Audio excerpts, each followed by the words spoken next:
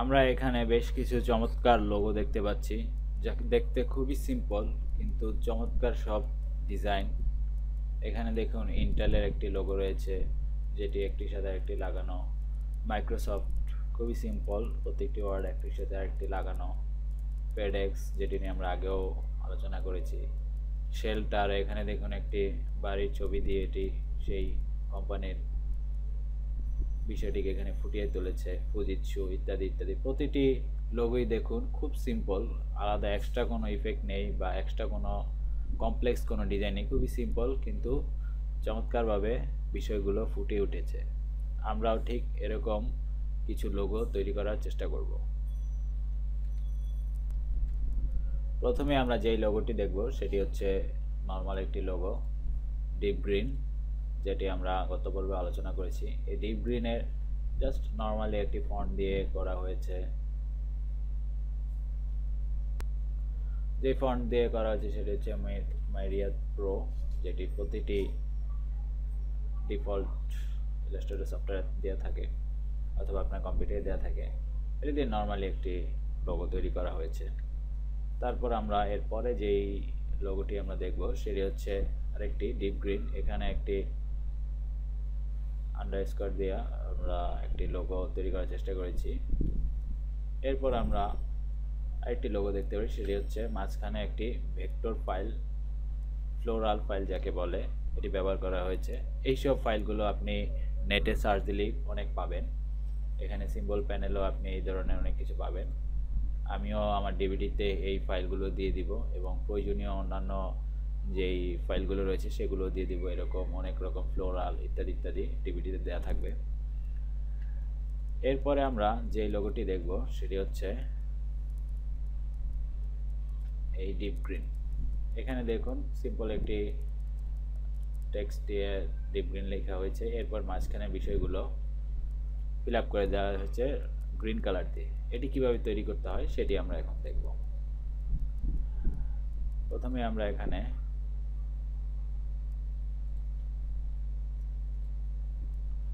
Deep green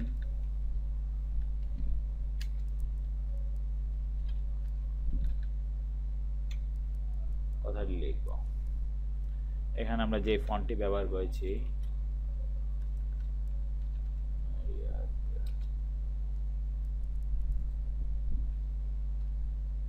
এখান থেকে আমরা ফন্টটি সিলেক্ট করে দিই।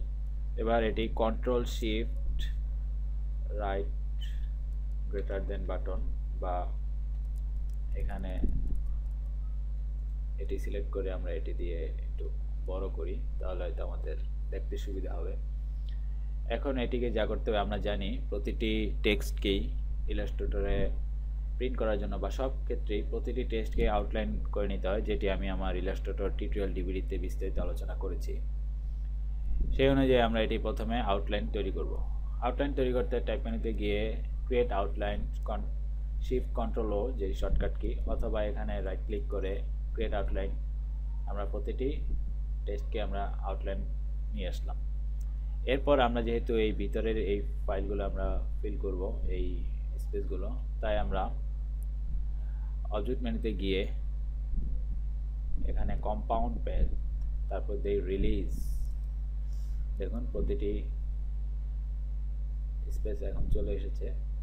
এখন যেটা করব সেটা হচ্ছে ডিরেক্ট সিলেকশন টুল দিয়ে আমরা এগুলো সিলেক্ট করে এখান থেকে আমরা কালারগুলো সিলেক্ট করে দেব।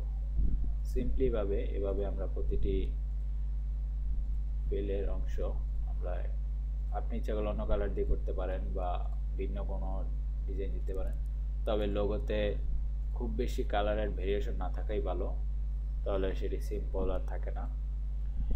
এরপর আমরা যেই লোগোটি দেখতে পাচ্ছি সেটি হচ্ছে এখানে একটি পাতার মতো ব্যবহার করা হয়েছে, তার উপর একটি হোয়াইট ডিপ এবং সাথে গ্রিন। এই পাতাটি প্যাথ টুলের সাহায্যে তৈরি করা যায়, তবে আমরা সেদিকে যাব না। আমরা খুব সহজে এটি তৈরি করব।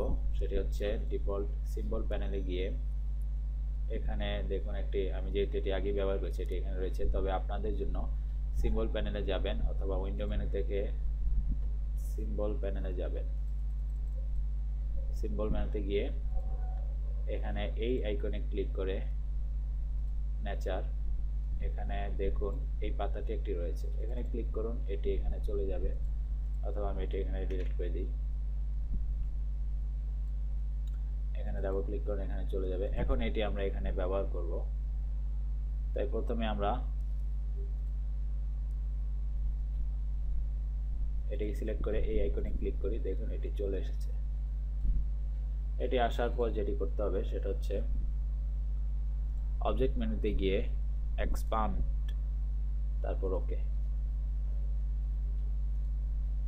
এখন আমরা এই ডিলিট সিলেকশন টুলটি দিয়ে এই প্যাথটি সিলেক্ট করব, তারপর আমরা ডিলিট বাটন চাপি। 2-3 বার চাপতে হতে পারে, চাপা লাগতে পারে।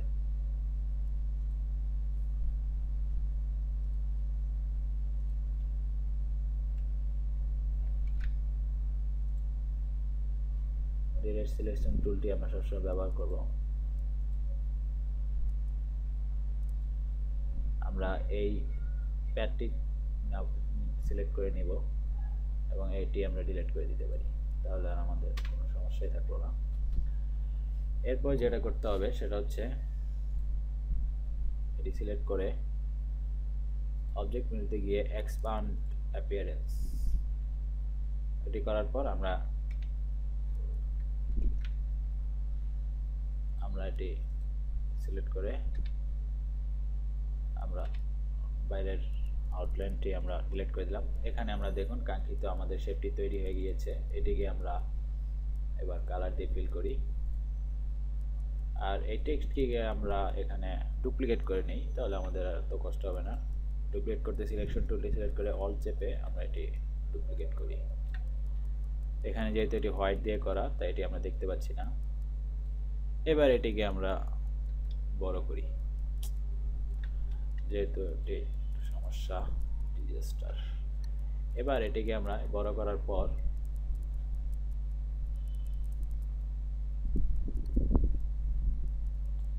এটি একটু রোটেট করে দেই, যেটি উপরের মতো। রোটেট করে আমরা সিম্পলি এখানে অন্য লোগোর সাথে এটি মিক্সড হয়ে গিয়েছে, আমরা এটি নিচে নামিয়ে দিই, তাহলে আমাদের কাজ করতে সুবিধা হবে। এবার আমরা যেটি করব সেটি হচ্ছে রাইট ক্লিক করে অ্যারেঞ্জ সেন্ড টু ব্যাক, অর্থাৎ পিছনের টেক্সটকে আমরা এখানে নিয়ে আসলাম। এটি একটি স্বতন্ত্র লোগো, উপরেটির সাথে এটির কোনো মিল নেই। আপনি ইচ্ছা করলে এটিকে মুভ করে আপনার কাঙ্ক্ষিত জায়গাতে বসায় দিতে পারেন। আশা করি এটা আপনারা বুঝতে পেরেছেন। এরপর আমরা এটি যেটি করেছি সেই একই ফন্ট দিয়ে, এখানে যে ফন্টটি ব্যবহার করা হয়েছে ফ্রাঙ্কলিন গথিক, যেটি আমি ডিভিডির সাথে দিয়ে দিব, এই ফন্টটি এখানে দেখুন এটি সিম্পলি এই জি এর উপর এটিকে ছোট করে ওখানে বসে দেওয়া হয়েছে, যেটি খুবই একটি সিম্পল ব্যাপার। এটি আপনিও এভাবে করে নিতে পারেন। ব্যাস, তৈরি হয়ে গেল আপনার একটি লোগো। এরপর আমরা আরেকটি যেই দেখব, প্রথমে এটি আমরা ডিলিট করে দিই, তাহলে আমাদের কাজ করতে সুবিধা হবে। এখানে আমরা ডিপ গ্রিনের এই পি এর অংশটি এখানে বৃদ্ধি করে দিয়েছি। হয়তো এখানে এটি মানানসই হচ্ছে না, অন্য লোগোতে হয়তো এটি মানানসই হতে পারে। তবে এটি কিভাবে করতে হয় সেটি আমরা এখন দেখব। প্রথমে আউটলাইন তৈরি করে নেবেন, ডিপের আউটলাইন তৈরি করাই আছে আউটলাইন। এরপর যেটি করবেন ডিরেক্ট সিলেকশন টুল দিয়ে এখানে এই দুটি প্যাথ সিলেক্ট করে নেবেন।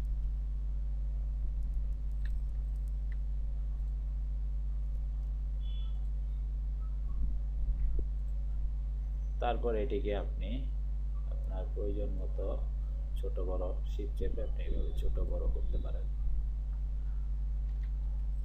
এরপরে যেই লোগোটি রয়েছে সেটি হচ্ছে সেরিফ ফন্ট দিয়ে তৈরি করা। এটিকে আউটলাইন মোডে তৈরি করে নিতে হবে। প্রথমে আপনি ডিপ গ্রিন কথাটি লিখুন,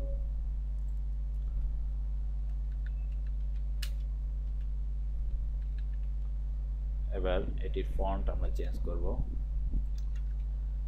অ্যাডোবি, যেটি আমরা আগের পর্বে আমরা দেখেছিলাম। এবার এটিকে আমরা আউটলাইন মোডে তৈরি করে নেব, কারণ আমরা যেহেতু এই ইগুলো আমরা আলাদাভাবে এডিট করব। একটু বড় করে নিই, তাহলে আমাদের দেখতে সুবিধা হবে। এরপর আমরা এই টুলটির মাধ্যমে আমরা এটাকে সিলেক্ট করি, তারপর এটিকে আমি ডাউন অ্যারো কে দিয়ে এবং রাইট অ্যারো কে দিয়ে এটিকে এই সমান্তরালে আমরা নিয়ে আসি। একইভাবে এইটিকেও আমরা ডাউন অ্যারো কি দিয়ে তারপর আমরা এদিকে নিয়ে আসি। এরপর আমরা এটিকে একটু এদিকে নিয়ে আসি। এবার আমরা এটি কালার চেঞ্জ করে দিই। খুবই সিম্পল এবং সহজ। আপনি শুধু এই বিষয়গুলো খেয়াল রাখবেন এবং আপনার নিজের লোগোতে বা আপনার ক্লায়েন্টের লোগোতে বিষয়গুলো বিভিন্নভাবে অ্যাপ্লাই করবেন। এরপরে যে লোগোটি সেটি খুব বেশি কমপ্লেক্স নয়। একটি ফন্টকে বড় করে দেওয়া হয়েছে, একটি অক্ষরকে, তারপর তার ভিতরে ডিপ শব্দটি ঢুকিয়ে দেওয়া হয়েছে, প্রবেশ করে দেওয়া হয়েছে এবং এটি যেই ফন্টটি তৈরি করা হয়েছে সেটি হচ্ছে অ্যাডোব গ্রাডম্যান প্রো। আশা করি এই পর্বে আপনারা অনেকগুলো নতুন কনসেপ্ট পেয়েছেন, সামনে আরও থাকবে। ধন্যবাদ।